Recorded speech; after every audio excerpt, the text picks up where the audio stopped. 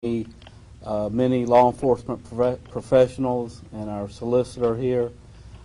This has been a 7-month community enforcement initiative that started with all the people you see behind me. We were looking at the drug issue not only here in Berkeley County but the Tri-County area as well. We partnered with DEA, the U.S. Attorney's Office, the Solicitor's Office, Homeland Security, Dorchester County Sheriff's Office, Charleston City Police Department, Mount Pleasant Police Department, and Somerville Police Department. The Berkeley County Sheriff's Office also has the Berkeley County Narcotics Task Force, which is made up of members of the Sheriff's Office, Goose Creek Police Department, Hanahan Police Department, and Moncks Corner Police Department.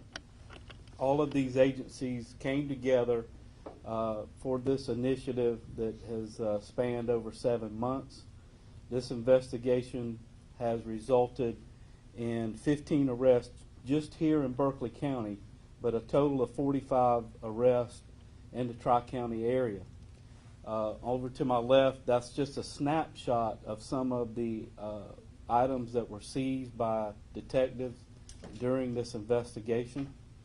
This investigation has gone beyond the Tri-County area to actually brought us to Mexico, where we all know that that's where a large percentage of our illegal narcotics is coming into the country, and we're not immune from it here in the Tri-County area or Berkeley County. There's some folks here are going to talk to you about some specifics of these arrests. I'll tell you that out of these 15 arrests, I provided you with a list of the individuals. There was 14 ounces of heroin, which was what we were targeting, was heroin, methamphetamine, and basically all the illegal drugs. We seized about 11 pounds of meth. That's pretty significant over this short period of time. What we wanted to do in this investigation was go beyond the street level dealers and go after the folks that are wholesaling illegal narcotics in Berkeley and the Tri-County area. One of the things I'd like to mention that 92 firearms were seized in Berkeley County, illegal firearms, as a result of these drug investigations. A total of $106,000 in cash was also seized. The reason I wanted us to get together, one of the reasons is I want the people to know that we are working together to go after the drug problem. I've heard it from day one. We all know it. We work it every day. And I also want the citizens to know those people that call us, that send us messages, on Facebook, that send me emails, that call the drug tip line, all of those things are not forgotten. Those are things that we use to put together this type of large-scale investigation. So to the citizens out there that continue to see illegal narcotics, trade, sale, and use, continue to do those things, because every bit of information we get helps. It helps with prosecution, it helps in arrests, it helps in seizures, and it helps us save people's lives. And that's why we're here. I'm going to ask Nick Bianchi, the Assistant U.S. Attorney, if he'd like to say a few words. Thank you, Sheriff Lewis.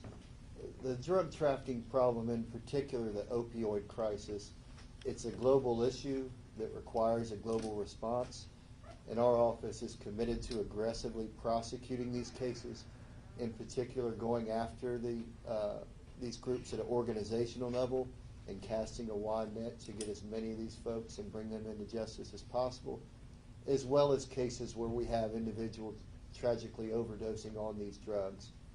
We continue to work with Solicitor Wilson's office to look at these cases and make sure that we can agree on where the best place to have these cases are so that we can hold these individuals as accountable as possible. Again, as Sheriff Lewis said, with DEA, Homeland Security, FBI, and our other federal agencies, and working along with Sheriff Lewis and all of the other local agencies, they've done a tremendous job in building these cases. And as Sheriff Lewis said, not just going after the street level dealers and being done with it, but really building cases and going after these groups on an organizational level so that we can have a true impact in helping this community.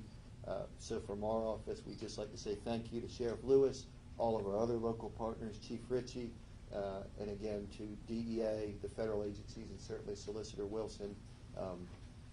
Nobody can do it by ourselves, but I think we've done a really good job of all working together to combat this problem, and I think the results that Sheriff Lewis mentioned show those efforts. Thank you, Sheriff Lewis. Thank you. Jason? Scarlett, I'm sorry. Scarlett? As y'all know, I represent the Ninth Circuit, which is Charleston and Berkeley counties, and I can't tell you how gratifying it is to see my law enforcement agencies from both counties working together, because for me there are no borders.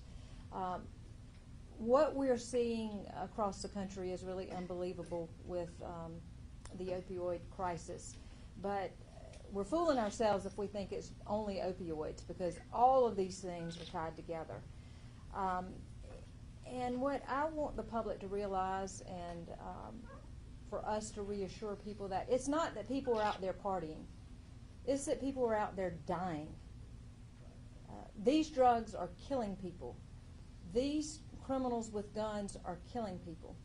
And this effort was a great step forward for our area, and I think it shows you that we're working side by side, the U.S. Attorney's Office, my office, law enforcement, working together, not elbowing each other out of the way, but working together to partner to address these things. We can take care of the addicts. We have programs for the addicts. This isn't about the addicts and the street level folks. This is about the real dealers who are hurting people.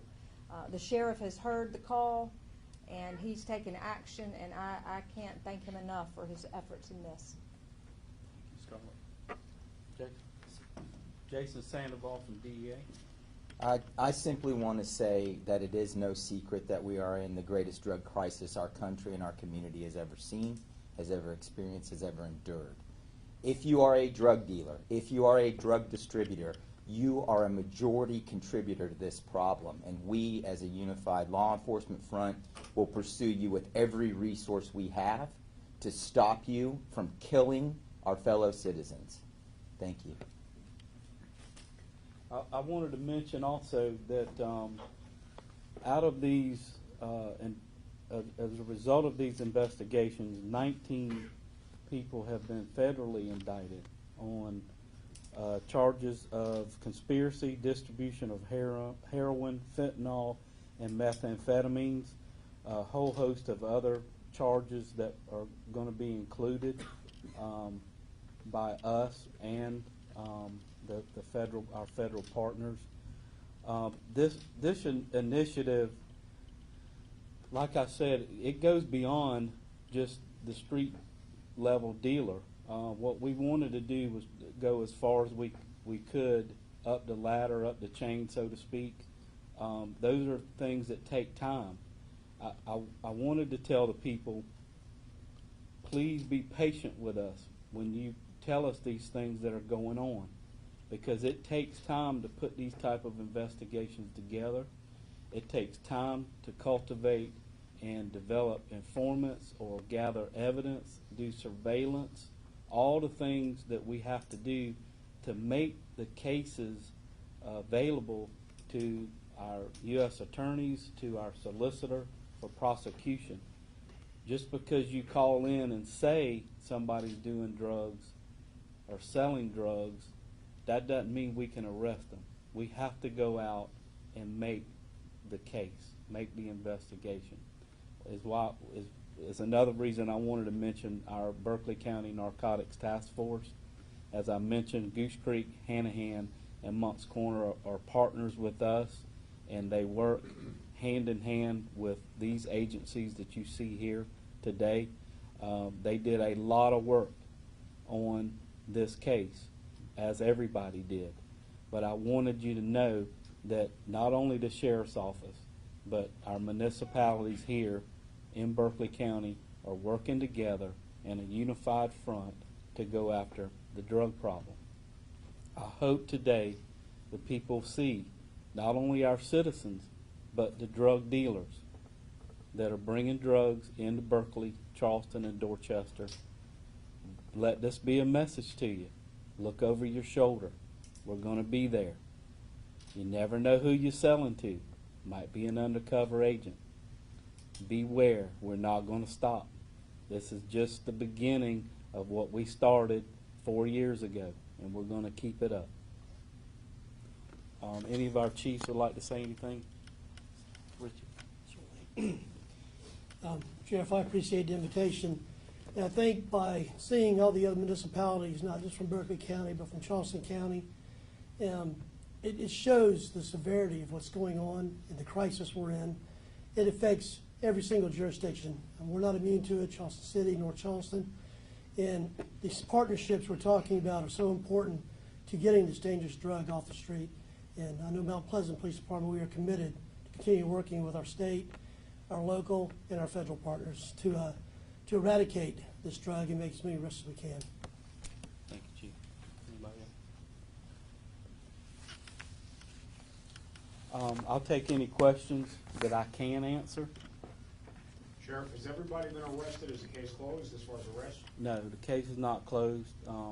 Not everyone has been apprehended. We're still working on several individuals, tracking leads, and once the net was cast, the rats took off.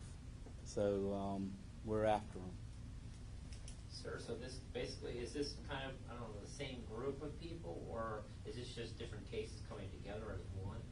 This started as one initiative that has broadened throughout the Tri-County area. As I mentioned, even had taken us to Mexico with the cartel.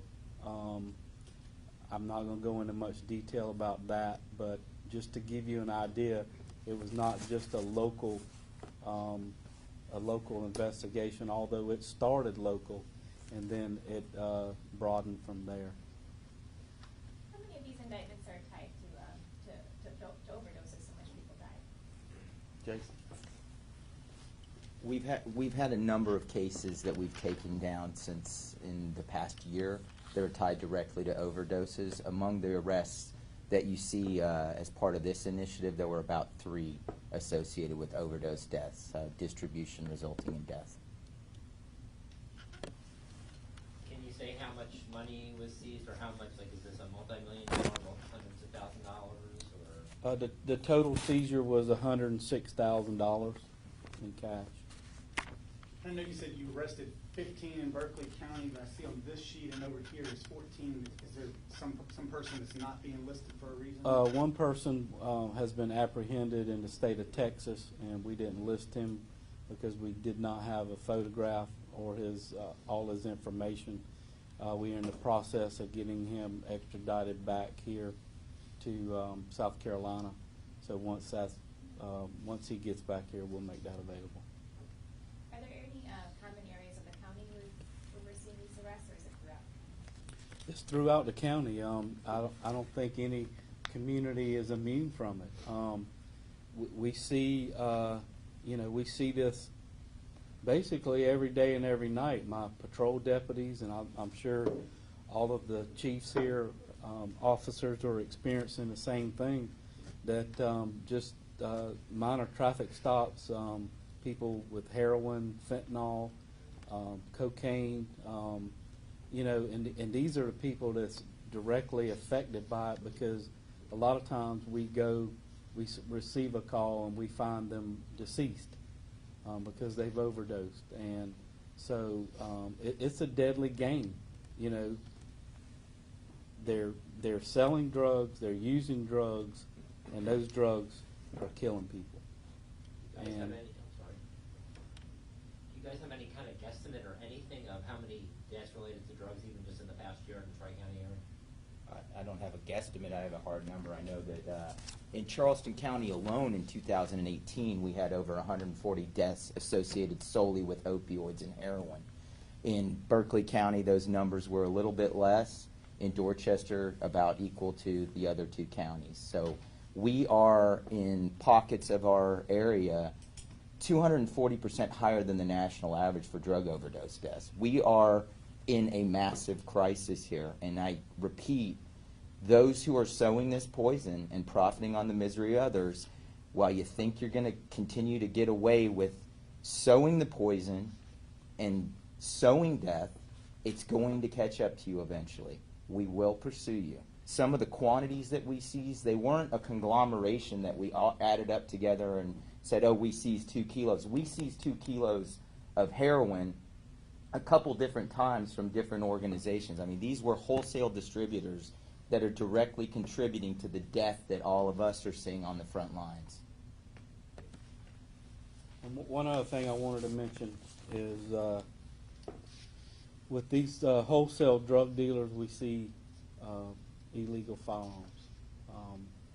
Solicitor Wilson has mentioned many times the connection between the drugs and the firearms and the violence.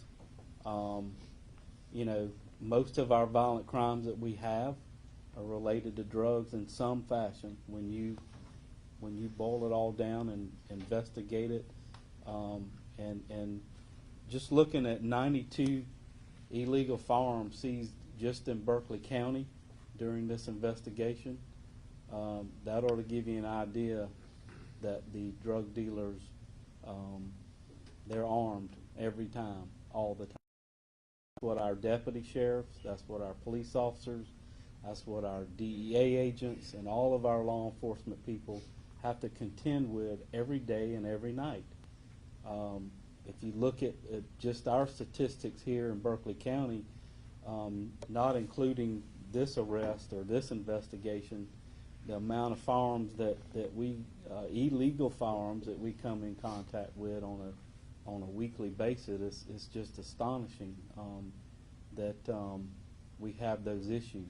And these are illegal firearms by folks that are forbidden by law from having them. So again, I wanted to let you know, the media, and thank you for coming, but also the public, as to what it takes to complete this type of investigation. And any other questions? Okay, thank y'all very much.